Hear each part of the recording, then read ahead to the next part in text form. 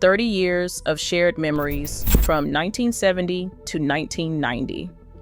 This is the story of a world that no longer exists, but that lives forever in the hearts of Black women who came of age between 1970 and 1990. These are the stores, magazines, rituals, and traditions that connected us across cities and circumstances, creating a shared experience that younger generations will never fully understand. Our mothers knew exactly where to shop, and those places welcomed them when others would not. Learner shops understood that working Black women deserved to look polished and professional without emptying their wallets. The store had been proving that point since 1918. Sales staff learned regular customers by name, set aside new arrivals in their sizes, and the layaway counter stayed busy year-round with women putting aside pieces for church, for work, and for family gatherings. Lerner's transition to New York and Company in the 1990s left longtime customers mourning a shopping experience that had served them faithfully for decades. Casual Corner filled that same void for Black women climbing career ladders in the 1980s, offering professional wardrobes that commanded respect without those designer price tags. The store's closing in 2005 ended an era, but Black women who shopped there still remember how those outfits made them feel when they walked into workplaces that were just learning to value their contributions. Fashion Bug positioned itself in neighborhood strip malls because the owners understood something important. Not every woman could make trips to fancy downtown department stores. The chain brought affordable, trendy options right to where families lived. When Fashion Bug closed in 2012, entire neighborhoods lost their most convenient source for everyday fashion that working women could actually afford.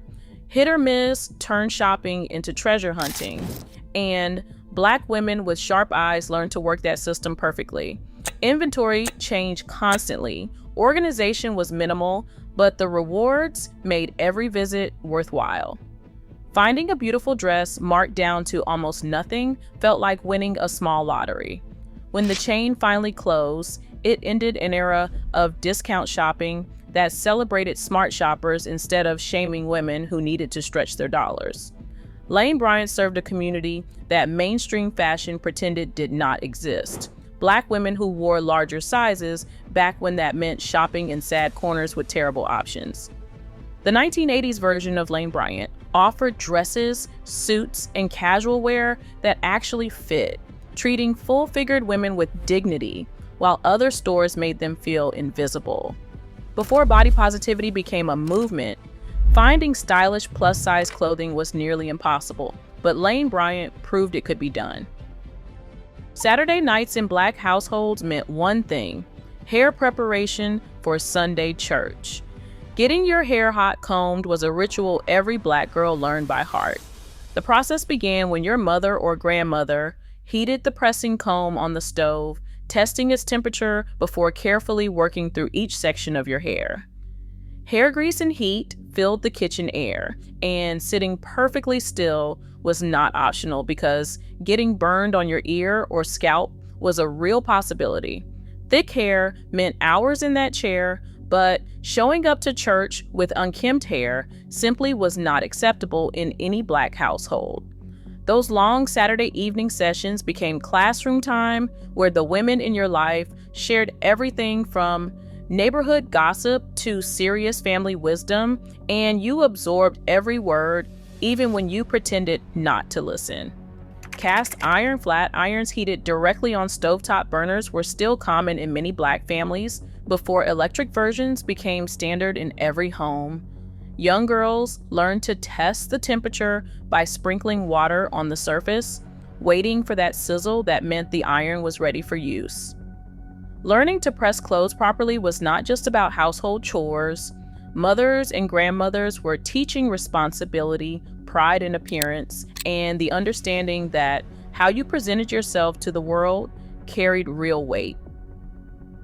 Beauty salon experiences felt transformative for young Black girls who got to participate in this sacred space where Black women gathered for hair washing, setting, and styling.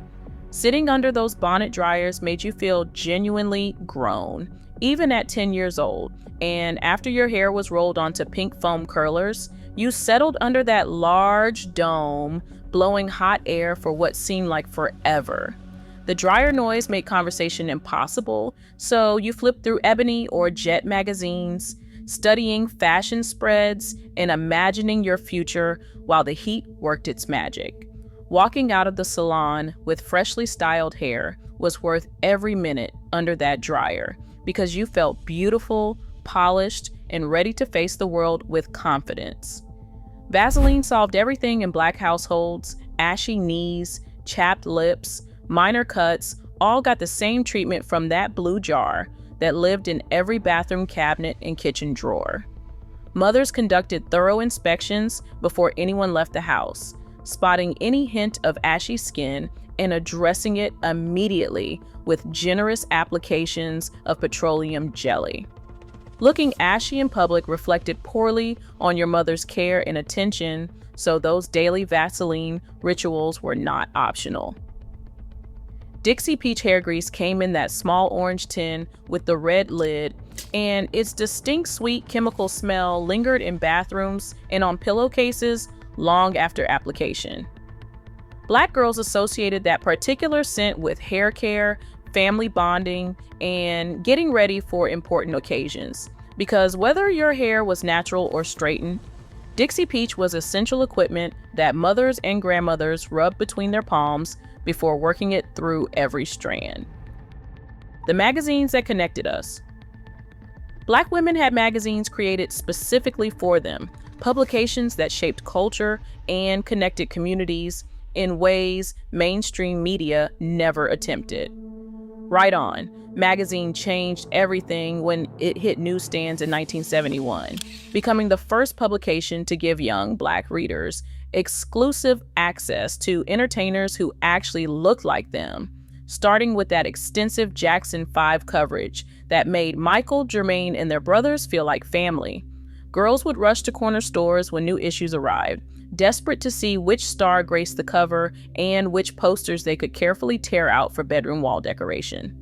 Right On featured New Edition, Bobby Brown, and later TLC and Aaliyah with interviews that felt personal rather than distant, creating a 43-year run that ended in 2014 but left behind countless memories for women who still recall the smell of fresh magazine pages and that thrill of discovering which celebrity would appear next. Hype Hair magazine became beauty salon currency across the country, with glossy pages getting dog-eared and worn from countless women flipping through for style inspiration. Launching in 1988, this publication understood something fundamental. For Black women, hair represented identity, culture, and self-expression, all wrapped into every strand, not just fashion statements. Women would bring issues directly into salons, pointing at specific pictures and telling stylists they wanted exactly that look recreated on their own heads. Word Up magazine earned permanent hip-hop history status when Notorious B.I.G. immortalized it in Juicy, rapping about reading the publication as a young Brooklyn dreamer with big ambitions. Word Up launched in 1987 as a Right On spinoff focused specifically on hip-hop and R&B artists, giving young Black women unprecedented behind-the-scenes access to their favorite performers through exclusive interviews and photo shoots. Jet magazine was pocket-sized but culturally massive, shaping how Black America understood itself for over 60 years after John H. Johnson founded it in 1951. Black households, barbershops, beauty salons, and doctor's office waiting rooms across the country kept copies within reach. And when the final print issue appeared in 2014, it ended an era when Black families gathered around coffee tables to flip through pages together, sharing stories and celebrating achievements. Ebony magazine represented the absolute pinnacle of Black publishing achievement across 7 decades before financial troubles ended regular publication. John H. Johnson founded Ebony in 1945 with just $500 borrowed against his mother's furniture, building it into the most influential Black publication in American history. The final regular print issue rolled off presses in 2019 after years of declining circulation and corporate upheaval that shocked longtime readers. Honey Magazine announced its intentions clearly with that tagline, targeting women who were fly, fierce, and fabulous when it launched in 1999. Co-founders Kierna Mayo and Joycelyn Dingle created content specifically for young Black and Latino women who crave magazines reflecting their actual style, concerns, and ambitions, but the publication lasted only until 2003 when financial pressures forced closure. Family rules and community values. Black mothers raised children with rules designed to build character and teach survival skills that would serve them throughout life. Receiving the look from your mother was an experience that required no words and left zero room for misunderstanding. That single glance could freeze misbehaving children in their tracks, silence entire rooms, and communicate a full lecture without a sound. Mothers would say, "We have food at home," and that phrase became the universal response whenever children spotted restaurants during car trips. It did not matter how hungry you were, how amazing the French fries smelled, or how much you begged. Mothers delivered that phrase with finality that shut down all negotiation because they understood budgeting and financial wisdom children could not yet appreciate. Careful budgeting that kept families fed and bills paid meant saying no to restaurant spending when perfectly good food waited at home. Fix your face was a command every child learned to respect immediately because showing displeasure or attitude through facial expressions simply was not tolerated. The moment your expression revealed unhappiness with parental decisions, those words cut through the air with unmistakable authority. They taught emotional control and the understanding that you could not always broadcast your feelings, especially when adults were present. Yes, ma'am, and no, ma'am were not suggestions. They were mandatory responses that demonstrated proper upbringing to all adults, regardless of the situation. Simple yes or no answers were unacceptable when speaking to elders because children were expected to address everyone with respect, using proper titles that showed they had been raised correctly. Sunday church attendance was absolutely non-negotiable, with no exceptions for sleeping in, feeling tired, or simply not being in the mood on Sunday morning.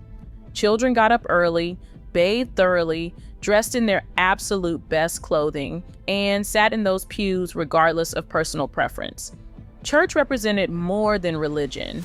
It connected families to traditions that had sustained Black communities through generations of struggle. Wooden spoons and switches served as universal discipline tools that children learned to respect from an early age. These correction instruments stayed within easy reach, and their mere presence communicated boundaries more effectively than threats. The discipline was not about cruelty, but about consequences, teaching right from wrong, and ensuring children understood that actions had immediate results. Saturday morning house cleaning came before cartoons, before friend visits, before any fun. Every room required scrubbing, dusting, mopping, and organizing to meet maternal standards that did not accept shortcuts or half-hearted efforts. Children received age-appropriate tasks from dishwashing to vacuuming to bathroom cleaning, and they continued until everything sparkled under maternal inspection. Family Bibles contained handwritten records of births, deaths, and marriages, documenting generations of history when official record keeping sometimes excluded Black families. These were not ordinary religious books, but family heirlooms where mothers and grandmothers carefully recorded important dates on pages designated for family documentation.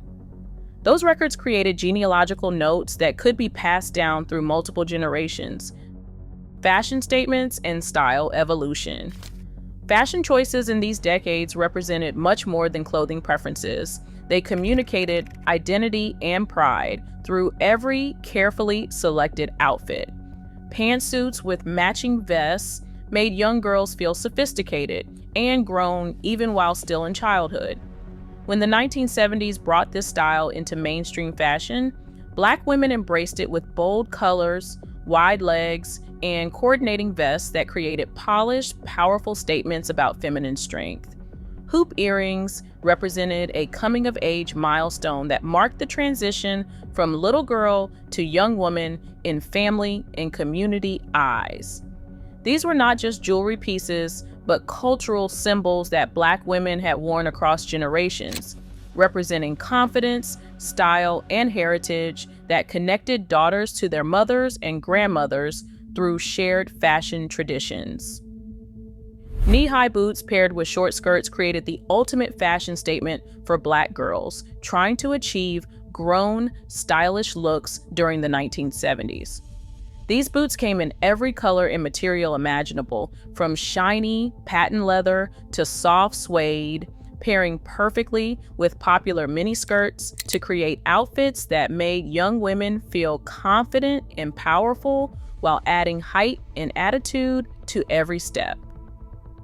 Platform shoes became fashion must-haves for Black girls, keeping up with the decade's bold style trends, adding several inches of height through thick soles that came in countless colors and styles, from sandals to boots to sneakers.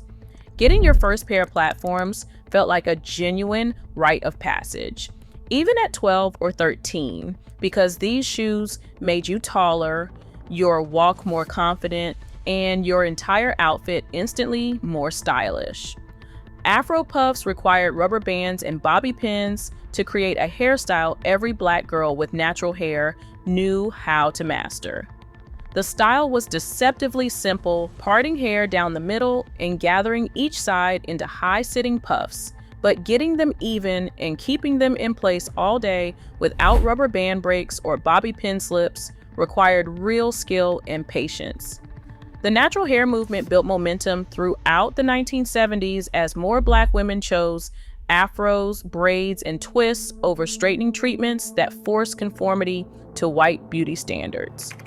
Young Black girls watching teachers, neighbors, and family members embrace their natural texture received powerful messages that their hair was beautiful exactly as it grew from their scalps, making the personal political and the political deeply personal. Television and film provided transformative moments that reshaped how Black women understood their history and possibilities. Cicely Tyson's performance in the autobiography of Miss Jane Pittman changed everything when the television movie aired in 1974, telling the story of a woman who lived from slavery through the civil rights movement across over a century of Black American history. Tyson's powerful, moving portrayal showed young Black girls watching with their families that their ancestors were genuine heroes whose struggles had created the opportunities they now enjoyed. Mahogany expanded what Black girls believed possible for their futures when the 1975 film starred Diana Ross as a secretary who becomes a high fashion model, proving that Black women could succeed in industries that had traditionally excluded them completely. The movie's central message, that success meant nothing if you lost yourself along the way, resonated deeply with Black audiences who understood the pressure to assimilate in predominantly white spaces. Diana Ross's transformation from supreme to solo superstar demonstrated that reinvention and dream chasing were possible at any stage of life. Her 1970s solo career produced hits like Ain't No Mountain High Enough and Touch Me in the Morning, while her Lady Sings the Blues acting role proved she was far more than just a singer, showing young Black girls that they could be multifaceted and successful in whatever they chose to pursue. Soul Train created weekly rituals for Black girls, eager to learn the latest dances and absorb cutting-edge style trends. Saturday morning viewing wasn't just television consumption, but cultural education that showcased Black music, fashion, and dance with pride and sophistication. Living rooms across America transformed into dance floors after each episode as girls practiced moves they'd studied carefully, perfecting steps before showing them off to friends.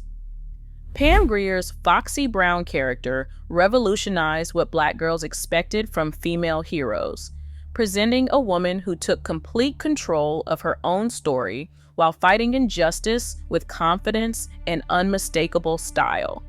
Foxy Brown wasn't waiting for rescue.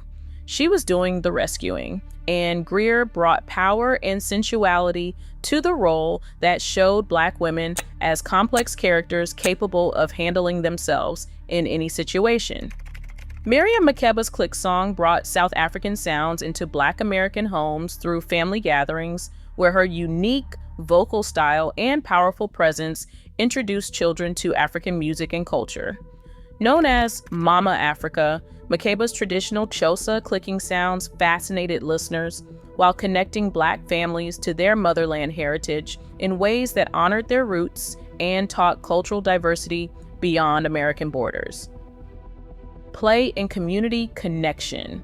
Double Dutch jump rope competitions transformed neighborhood streets into stages where Black girls showcased rhythm and style. Two long ropes were turned in opposite directions while girls jumped in the middle, performing tricks and chanting rhymes that everyone knew by heart. Crowds gathered to watch, cheer, and celebrate the rope-slapping rhythm that built community through play. Jacks and hand clap games filled recess time before phones and video games existed, teaching skills and building friendships through activities that required patience, timing, and coordination. Jacks demanded quick reflexes for bouncing rubber balls and scooping metal pieces before gravity intervened, while hand clap games like Miss Mary Mac featured intricate patterns and memorized rhymes that older girls passed down to younger ones, creating traditions that connected generations. Ebony and Jet magazine sharing between mothers and daughters created bonding experiences that taught about community, culture, and possibilities through publications featuring Black celebrities, politicians, entrepreneurs, and everyday heroes.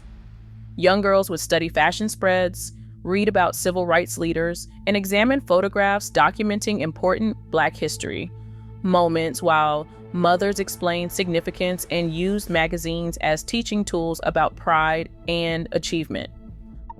Aluminum foil washing and reusing, butter tub repurposing, and brown paper bag conservation reflected a way of life where nothing useful ever got thrown away, because Black mothers understood value in ways their children would not appreciate until adulthood.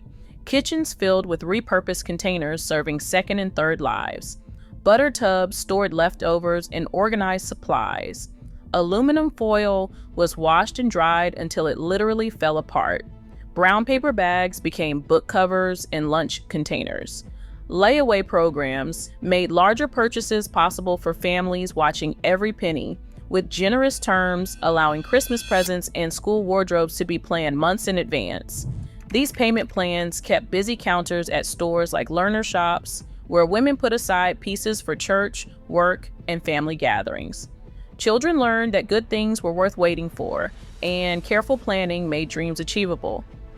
The phrase, "we have food at home," reflected financial wisdom that stretched household budgets to cover necessities through careful meal planning and resource management.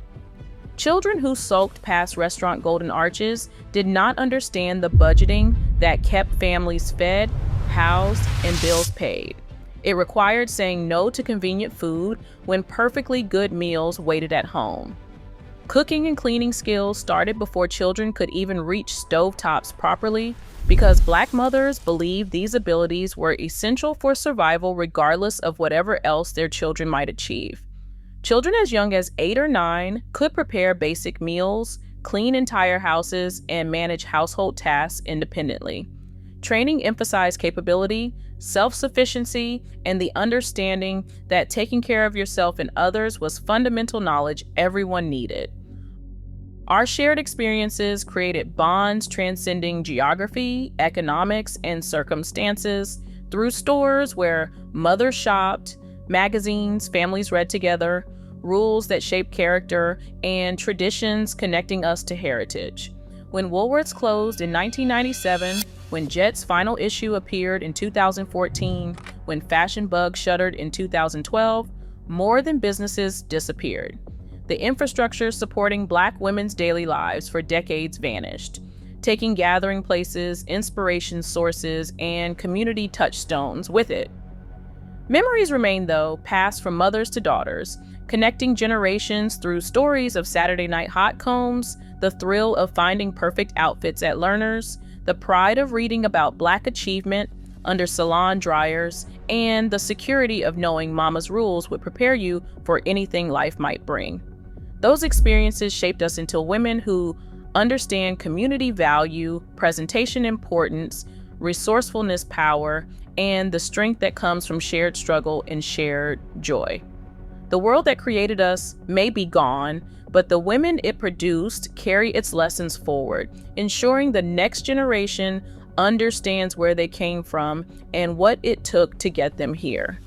That legacy lives in every Black woman who knows the smell of Dixie Peach hair grease, who remembers the weight of hot combs on Saturday nights, who can recite Miss Mary McHandclap patterns from memory, and who still hears her mother's voice saying, "Fix your face when life gets challenging." These were not just memories, they were the building blocks of resilience, community, and unshakable identity that no amount of cultural change can ever erase. I'm so appreciative that some of you beautiful people have asked how you can support the channel beyond just watching. If you look below the video, there is a button called Super Thanks. I run this channel myself, piecing together these histories to make sure they look and sound as beautiful as you remember them. Your support through Super Thanks helps me purchase the software and resources I need to make these videos even better. It helps me turn a simple video into a real documentary. If you're able to chip in, I appreciate it more than words can say. Thank you for watching.